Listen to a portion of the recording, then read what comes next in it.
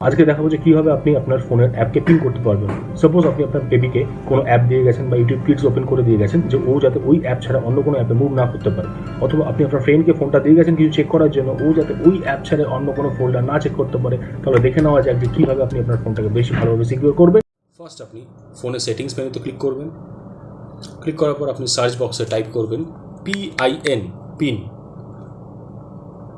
Type করার পর আপনি অপশান পেয়ে যাবেন পিন উইন্ডোজ।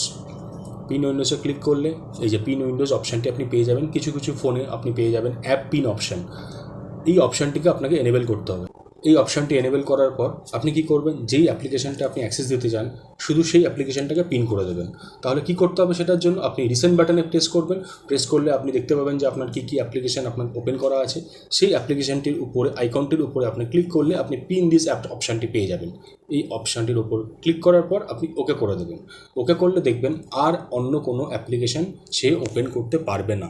সেটা রিসেন্ট বাটনেই প্রেস করুন বা ব্যাক বাটনেই প্রেস করুন বা হোম বাটনেই প্রেস করুন, কোনো অ্যাপ্লিকেশানে আপনি ব্যাক করতে পারবেন না, অন্য কোনো অ্যাপ্লিকেশান ওপেন করতে পারবেন না।